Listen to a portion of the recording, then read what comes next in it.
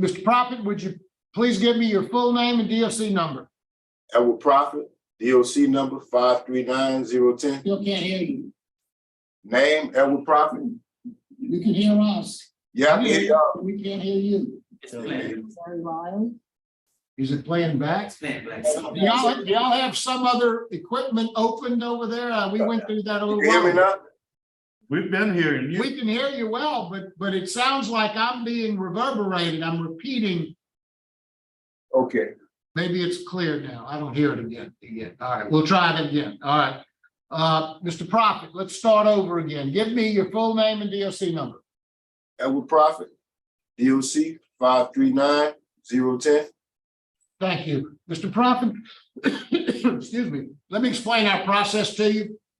First, I'm going to read some information into the record, and then we're going to conduct a parole interview with you.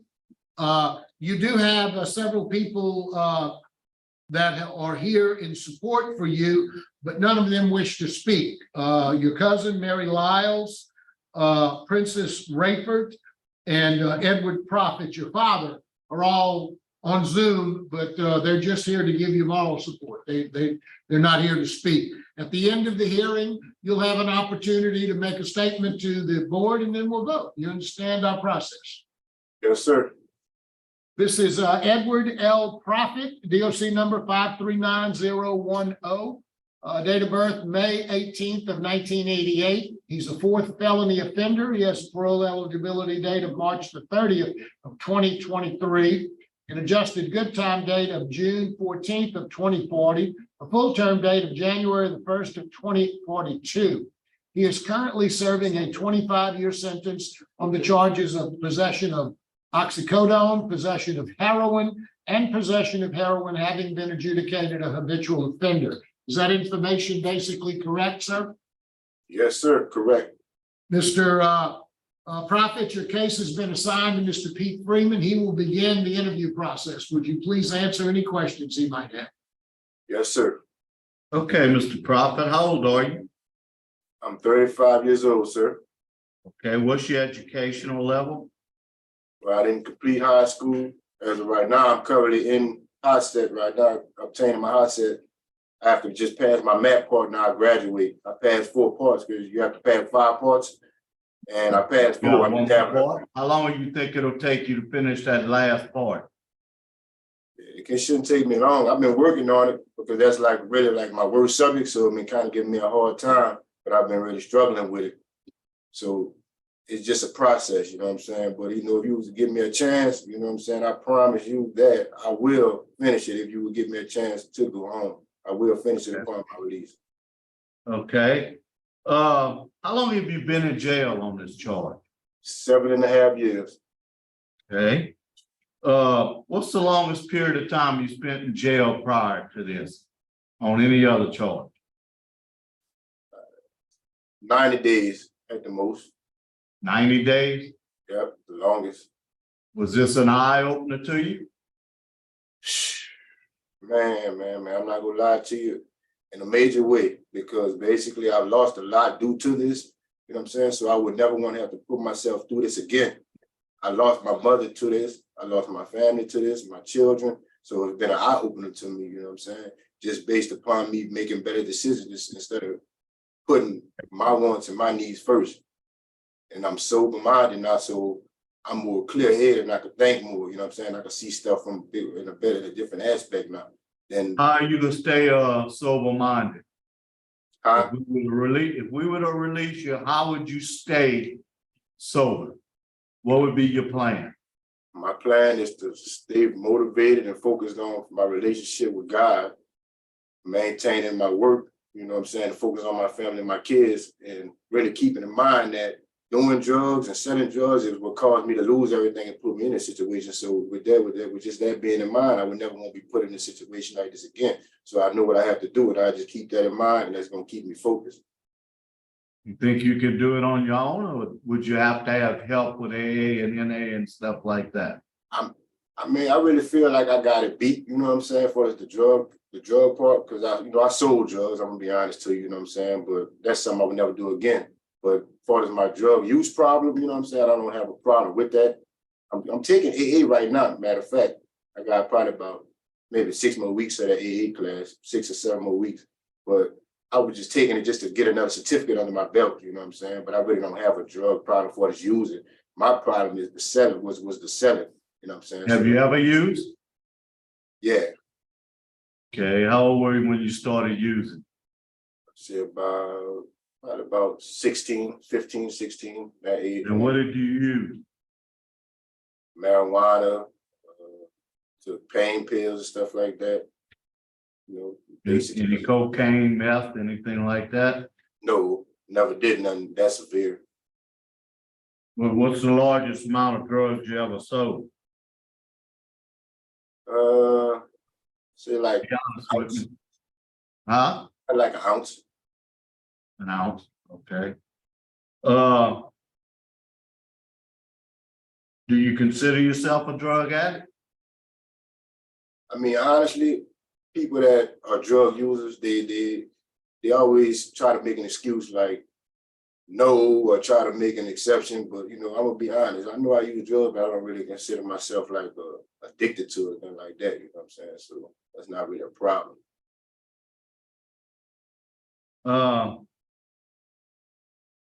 But you had 3 prior periods of supervision. You completed them all satisfactorily, but you went through drug court. Yeah, Right. Yeah, I completed it successfully. They released me probably a few months earlier because it was supposed to be 2 years because I did everything I was supposed to do. I maintained the job, stood clean, took drug tests. You know, I completed the classes and stuff like that. So I did. Did you use any drugs after you completed that classes? No, sir. So you just got caught dealing. Yeah. Okay, the judge and the sheriff are opposed. Sheriff of St. Bernard, that is. All of your arrests are drug related, and that's why you throwing me for a loop here. I would think you use drugs more than you saying. You sure that's all you did was sell mostly? Yeah, so, but using, I use occasionally, but that wasn't a problem, you know, for the use. I have no problem with for leaving the drug use part alone. That was So what you selling for? Yeah, that Why was were you selling drugs? Basically, because I didn't want to do stuff the right way, like a honest citizen should when I was thinking young-minded, you know what I'm saying? But now I'm older, so I see stuff different. So I know the way to do things now, and I know I can't go do stuff the wrong way by selling drugs and think I'm gonna be able to have a successful life out there and do good, you know what I'm saying? And be a better future for me and my kids by doing stuff that way. There's no way I could do it that way. I have to fly straight. Okay. What effect you think your drug dealing had on the community, on other people?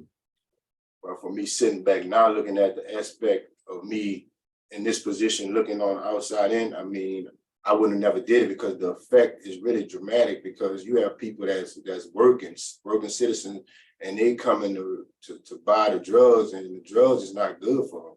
You know, it like nowadays you got the stuff that's killing people, overdosing people. So, you know, you got to keep that in mind. And for me to sell that to people knowing that they got children, that wasn't right. So I would never do that again because I have a 14-year-old son, and you know what I'm saying? So I can't afford to do that, you know what I'm saying?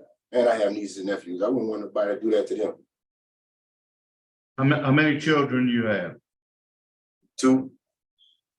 Do you have contact with your children? Are you in their lives? Yeah. What you mean by yeah? By how often you talk to them or talk to their parents? Pretty often. Pretty often. Yeah. I see you took some classes. Most of them were taken in 2019. Thinking for a Change, Inside Out Dad, Risk Management 1 and 2, an employment class. What did you get out of Thinking for a Change? It just gave me a whole perception on life, you know what I'm saying? Just basically how to do things right and make better decisions, you know what I'm saying? Like that. That's all it was about basically for me. And that's what I need to be able to think better and make better decisions. And I had a problem with that in the past, but I feel like I've learned a lot more, you know what I'm saying, to be able to cope and be a productive citizen when I'm in society this time. What would be your resident and employment plan if you were to get out? Well, I have a few jobs lined up. I have a few friends that have connections with me with some jobs already. But what my main thing is, what I want to do, I want to try to go work offshore because I have a TWIC card. You know what I'm saying? So it'll kind of keep me gone more and I'll be able to make enough money where I'm not forced to have to go back to my old way of living. Because I'm going to be on child support already. So, you know what I'm saying? That's going to be taking money already. So I have to really stay focused and try to work possibly 2 jobs. But I'm not going to have a problem finding a job because I have experience, you know, like working in the kitchen and stuff. Like I'm prep cook / cook. So I have a lot of experience with that. So the job won't be the problem for me finding a job. Who are you gonna live with? My father, Mr. Prophet, that's present here. Okay. You have a low risk. Warden, has he had any disciplinary problems since he's been there? Maybe. No, I haven't had a write-up in maybe 5 years. Okay, when you did have a write-up, what was it for? What was your last write-up for? Probably like unauthorized area. And that's when I was like at another place and I kind of just got there and I was getting kind of acquainted with the rules and I was in like the wrong place at the wrong time. So I kind of got a write-up for that, which that was my fault. I have no more further questions. Mr. Prophet, I'd like to talk to you a little bit about your drug use. You say you used a little bit of drugs at some time. How old were you when you first started using marijuana? Say about 15, 16, that age range. And then when did you progress to pills? That would be maybe about, from that point, it would be 16, maybe about 5 years after that. And how long were you doing pills and marijuana together? The whole time, once I started doing the pills with the marijuana, I was doing it like basically kind of like the whole time. Like when I would do marijuana, I would do pills, you know what I'm saying? But it wasn't like a constant thing where I do it all the time, like every day, all day. How often were you doing it? Like spurs, like I might do it a week or 2, then I'll fall back. Then I might go a month, then I'll fall back. Why would you keep going back to doing it? But that's kind of like when the addiction part would start, you know what I'm saying? And Right. Great. Yeah. And so when did you quit? The marijuana and the pills? Hmm? I quit when I came to jail. Well, I'm sorry. See, I quit when I came to jail. And when was that? In 2016. All right. Well, let's talk a little bit about drug court. You went into drug court in what, 2009? Yeah, somewhere around that time. I know a little bit about drug court. In order to get into drug court, you have to be evaluated by a drug court team to determine that you in fact are a drug abuser and addict. Did you go through that evaluation? A drug user evaluation. I don't remember going through an evaluation. When you first went into drug court, you had to sit down with somebody and talk to them about your drug use. They don't just let anybody on the streets go into drug court. And they certainly don't let drug dealers who are just drug dealers go into drug court. So in order for you to get into drug court, you must have been using some heavy drugs back in 2009. I was selling. I really got locked up for selling drugs. You didn't go to drug court because you were selling drugs. I know that. I was a drug court judge for 14 years. You do not get into drug court because you're a drug dealer. You get in because you're a drug addicted person. Yeah, They wouldn't have let you in if you weren't using drugs. You just told me you were using marijuana and pills up until you got arrested in 2016. Mm-hmm. So when you got into drug court, you were a drug addict. Yeah, you could say that. Why won't we admit that? Why won't you admit that? You're trying to play down the fact that you don't have a drug problem. And you do. And that's a problem to me. Mm-hmm. Yeah, what? You're right. I'm right about what? The drug part, the drug problem. Because I mean, you can't say you're a user without having a problem. So I mean, that makes a lot of sense. So how you gonna stay sober? And don't tell me, oh, well, I ain't used since I've been in jail. How you gonna stay sober? I'm gonna stay sober by keeping in mind that knowing that all about me using drugs and selling drugs, how much it cost me to have to go through and the loss that it caused me, so I would never have to want to go through that again. Everybody that's a drug addict knows what it cost them. What's your plan to stay sober? But What I'm if not really, anything did you learn in drug? I mean, you gotta really learn first to nip the problem in the bud. I mean, you can't just really just plan on using drugs all your life. I mean, you gotta really change. I mean, drugs ain't did nothing but take from me. So I mean, that's just I agree with that. it So ain't- now you said you quit using drugs when you went to jail in 2016. Mhm. How long you been in jail? Since 2016? Yes, sir. So you were using drugs up until the time you came to prison. Yeah. You're trying to make us think, oh, the drug ain't an issue with me. I just sell. No, Why I is said it I that- use. I said I use, sir. No, you didn't. You talked about, well, I don't use anymore. It ain't a problem with me. Why do you think it's important for you to make us believe you don't have a drug problem? Why do you think that? I mean, No. I have a drug problem, and you can say because I use. So I mean, that's definitely a drug problem. So I can't just say I don't. It Well, just- why is it that you would downplay it then? What do you think we're gonna think if we believe you're a drug addict? Is that the problem? You don't want us to know that? You're right. You're right. I shouldn't hide that. I mean, because that's a part of my past. But I was using. It's not part of your past. It's also part of your future. You're a drug addict. You're right. I see You what you're wouldn't have been in drug court otherwise. Right. You're right. So how you gonna stay clean? What's your plan? My plan is to go out there and get me a job, possibly work 2 jobs. That way I ain't got to focus on the negativity to keep me. Drug addicts work, many drug addicts work every day and do drugs as well. Job ain't gonna cut it. What else you gonna But do? it had a different effect on me from using. That's why I don't want to use no more. So I know as long as I keep my mind straight and keep my mind off of How you gonna negative keep your mind straight?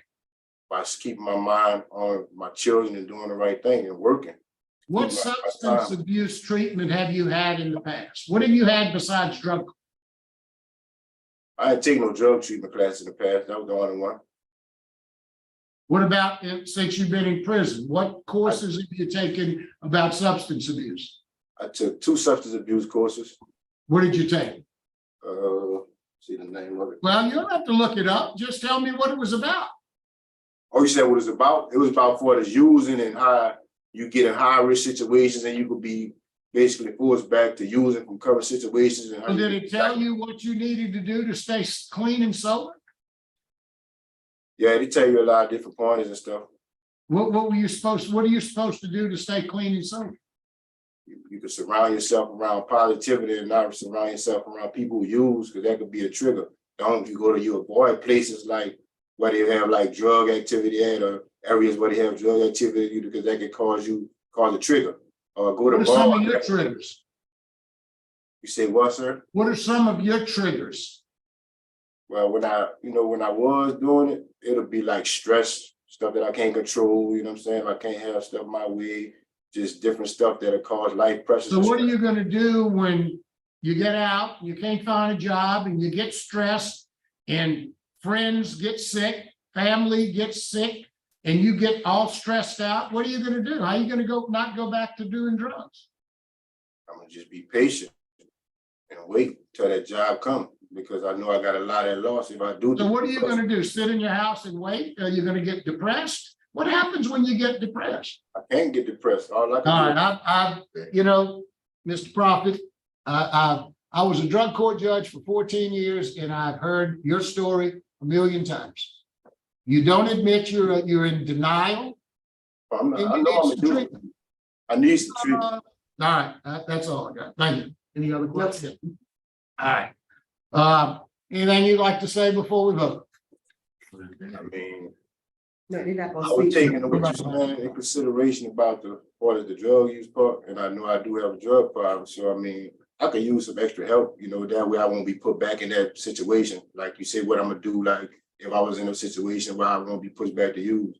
So I mean, getting a little more drug treatment help probably be a good, a good. Some long-term drug treatment might be the Like a drug treatment program, like Steve Hart program, stuff like that, you know what I'm Yeah, saying? okay, that's, now at least you're accepting some responsibility, yeah. And you have to take ownership for, your wrongs. You have to be accountable for your actions. You know what I'm saying? You have to look at stuff from your aspect too, you know what I'm saying? Anything else? Okay, That's it. panel ready to vote? Okay, Mr. Freeman? I know Mr. Barabella was trying to get about. And he won't, and you started kind of admitting you're a drug addict, but a drug addict is a drug addict for life. And you can't do it on your own, just praying, just sitting around out there or cut it. You got to have support system. Right. And that support system goes through AA sponsors and stuff like that. Right. He tried everything he could to get you to say it, and we never could get you to say it.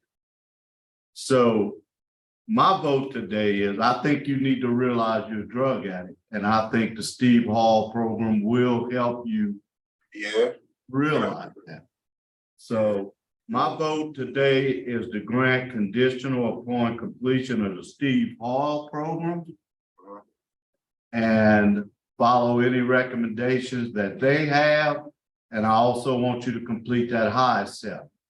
You say you almost completed. Steve Hall program is a 9-month program. And, I think they'll let you work on your high step while you're there, especially if you just have one part left. Yeah. And that's my vote today. Mr. Prophet, I read your information last night and I listened intently. You do have some more work to do. I ask that you trust the wisdom of this board if you get a consensus to go to Steve Hall. Don't go in there confused, like you said. Take ownership of who you are, what you've done. You're a fourth offender with a 25-year sentence over your head. You've done some things. Right. And it's time for you to figure out. And for me, it's not about getting out. It's about staying out. And you do need some parenting. You have taken one inside out dad, but you really need to concentrate on, reflect on some things. And again, trust the wisdom of this board. I concur with my colleague. My vote is the same, and that you have random drug screens over the period of parole. Thank you, Ms. West. Mr. Prophet, Yes, sir. It was difficult for me to try to get information out of him. I think towards the end, you were kind of getting honest with me. You completed drug court. Drug court's hard. Yes, Drug sir. court is very hard.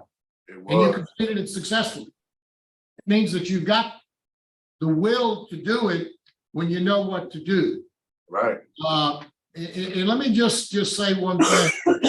A drug addict is not necessarily someone who does drugs from 8 o'clock in the morning till 10 o'clock at night. It's a person who continuously goes back to drugs, goes back to drugs, goes back to drugs to solve their problems. That's what a drug addict is. It's not an alcoholic is not a person that drinks from morning till night. An alcoholic is a person who can't control their drink. And that's the same with a drug addict. And you are a drug addict. And I think that, I'm sorry? It becomes unmanageable to the point where it's unmanageable. That's when, Well, that's right. A lot of people say I'm a recovering drug addict. And I think that's where we want you to be. And I think Steve Hoyle is the answer for you. You the one who even brought up Steve Hoyle. So you're obviously aware of what's out there and what you need. So my vote likewise would be the grant conditionally, conditioned upon your completing Steve Hoyle. And then when you're done, to follow all of their recommendations and go to at least 3 AA meetings per week. Okay? You're a young man. I'm sorry? When you get home. That's right. When you get home. I'm currently in the AA right now. I'm taking the AA class right now as we speak. That's right. That's critical. That's critical. And that's what's going to keep you sober. I'm taking it in All right. right now. Good luck to you. So can I say one thing? Sure. So I just have to wait to get shipped to the Steve Hall We're program. gonna try to get you in as quick as we can, because you gotta finish it in 9 months to be able to qualify for your release. So we're gonna do whatever we can do to get you in as fast as we can get you there. I don't know the answer to that. That's above my pay grade, but we're gonna try to push it to get it done. So when I complete the Steve Hall program, I can go home. Yeah. If you are able to complete that program within that, you gotta do it within 9 months. All right. Good luck to you. All right, thank you. You're welcome.